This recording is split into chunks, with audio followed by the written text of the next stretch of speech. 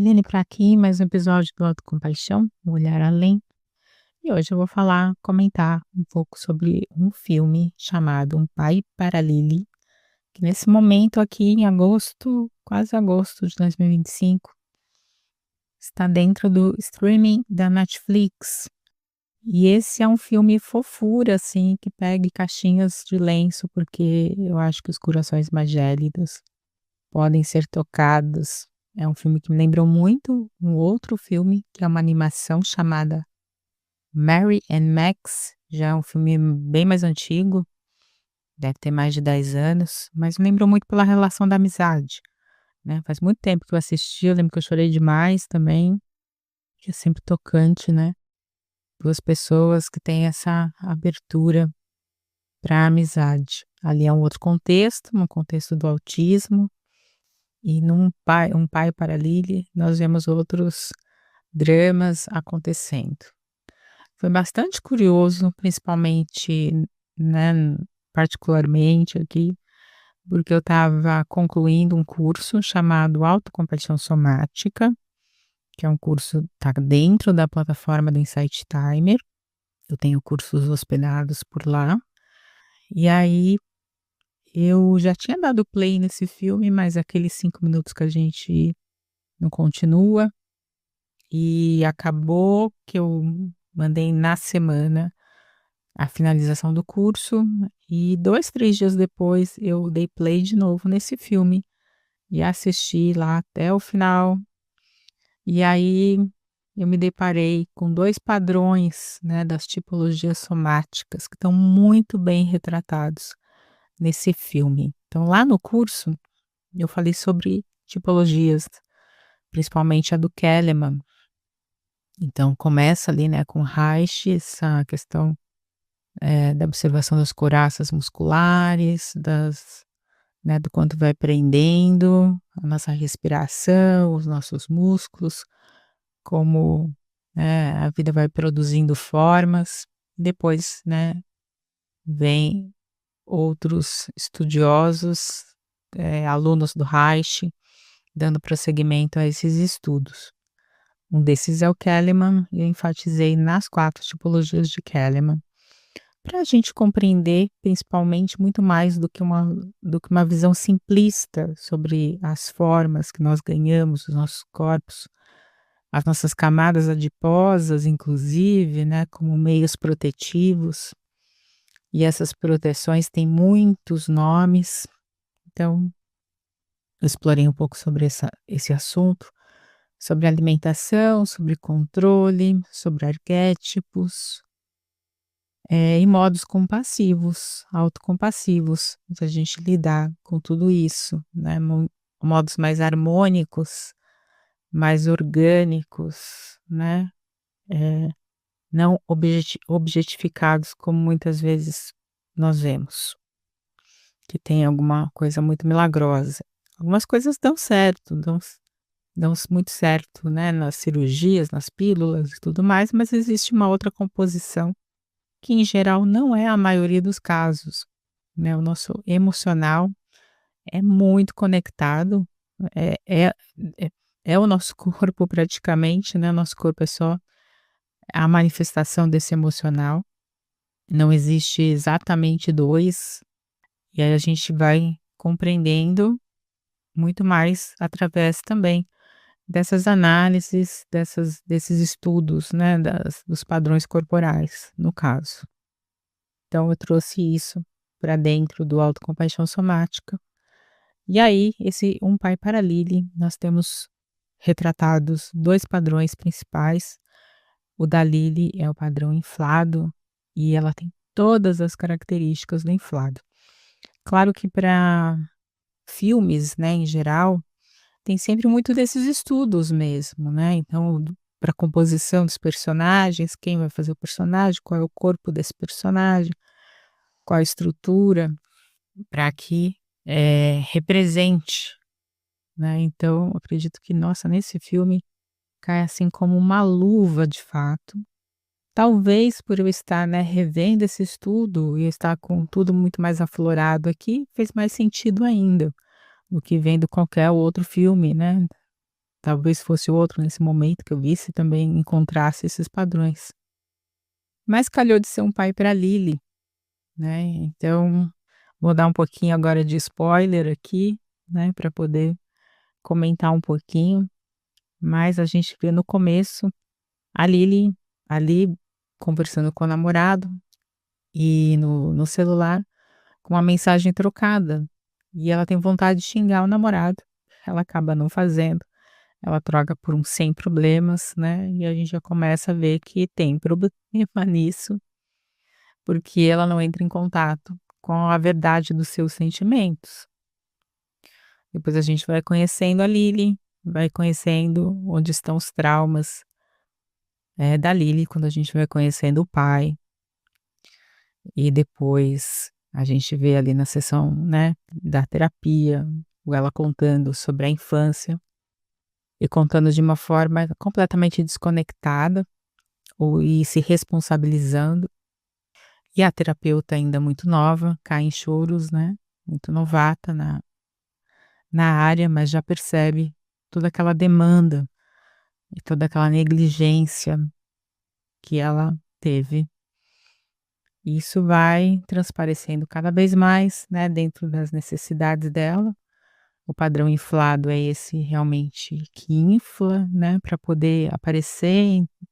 Ela é uma cuidadora, ela é simpática, ela faz gracinhas, né, ela até a hora que ela vai ali no terapeuta, na né, ela conversa ali com enquanto ela está preenchendo o formulário, no ônibus ela puxa a conversa, né, ela diz sobre o pai, então, tem sempre ali uma aparição, né, desse inflado que realmente foi tão negligenciado, foi tão não visto, que depois o recurso que ele tem é fazer o que for, né, para ser visto. Então até a questão do bolo, né, ela fala ali né, dos maus tratos, eh, mas ela faz um bolo, né, com 8, 10 anos, não lembro, para o pai, né, sozinha. O inflado ele quer agradar, o inflado ele é preenchido pelo outro, né. Existe também o padrão do inflado de infância, que foi muito mimado, ou também a questão dos abusos, eh, aí entra em outras vertentes aqui. Mas ali na questão da Lily, né, transparece realmente esse padrão um pouco mais típico, né, mais de realmente chamar a atenção para si, de desejar o preenchimento do outro, né, de não suportar também esse vazio. Então essa ausência depois do pai e o pai tem traços claramente narcisistas, ele tem ali um momento ali de chamar a Lily, né, no começo ali para o restaurante, para um caso de utilidade, né, que a Lily tá ali para elogiá-lo, mas aí ela acaba se confundindo e acaba que tem o vidro, né, do carro ali fechando na cara dela. E passam-se semanas de silenciamento. Essa é a arma do narcisista, basicamente, né, que é o silenciamento. E esse silenciamento é de uma agonia terrível, né, para quem o recebe, porque falta o preenchimento, falta esse complemento, falta o outro. É o lugar, né, da incompreensão. E até que chega então esse amigo, tracinho pai, né, o Bob, que vai então dizer para ela, né, pela primeira vez que os conflitos não são para serem silenciados, né, são para serem conversados, principalmente porque as pessoas têm importância, porque ele se importa com ela. E aí começa, né, ter esse brilho, né, esse brilho já vinha vindo ali, na verdade, né, dentro dos likes, das curtidas, né, de ser notada. E aí se desenvolve então essa amizade onde tanto Lily quanto o Bob vão se transformando. Porque Bob também ele tá dentro do seu padrão denso ali, que tem outras demandas, outras questões, mas essa relação então vai se constituindo nessa abertura e nesse crescimento para esses 2 personagens, que é muito bonito. E outro momento, né, muito tocante do filme, que é a questão do cachorro, e eu até coloquei isso no texto. Aliás, tem um texto, né, que eu escrevi, que eu falo mais do que eu vou falar aqui no podcast. Não é um texto muito longo, tá um texto tranquilo, mas tá aqui embaixo no link do Substack. Depois se tiver interesse, dá uma olhadinha lá para saber mais. E esse momento então, né, do cachorrinho, aí eu penso: "Nossa, acho que a Lily poderia chorar até o infinito", porque o Bob tá ali dando espaço. Então ele não vai assim, ele espera o tempo dela, deixa ela chorar, né, não fala: "Não chore", não sei o quê. Não, ele dá espaço, ela pode chorar até o infinito, né, depois é ela que vai e abraça ele. Então um momento muito tocante, muito acolhedor, né, muito de fato dentro dessa compaixão pelo outro.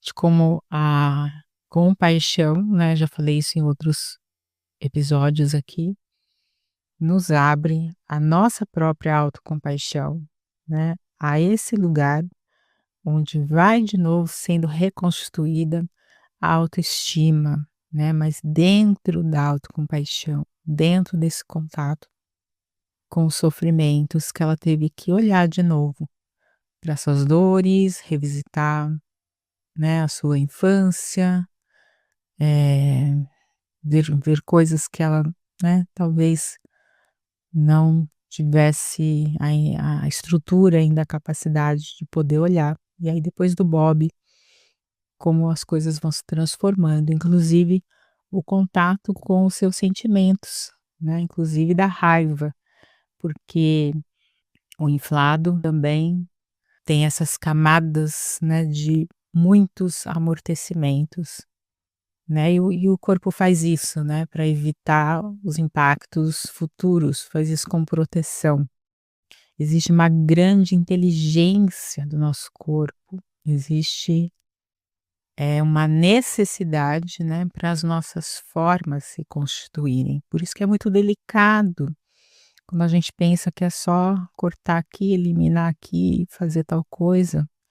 A gente precisa de uma, né, uma boa estruturação, uma boa compreensão, né, para chegar a isso, ou que a gente, né, eh, vá adquirindo compreensão ainda das coisas que a gente talvez necessite, até pelo ambiente, de repente, de onde nós estamos, para, né, dos impactos que a gente pode ou não sofrer, e aí tranquilamente também depois ir trabalhando em outros aspectos, onde talvez a gente possa liberar uma coisinha aqui, outra ali, né, para ir chegando nesse lugar sonhado aí da terapia corporal, que é esse lugar de fluxo, esse lugar tão bonito de liberação.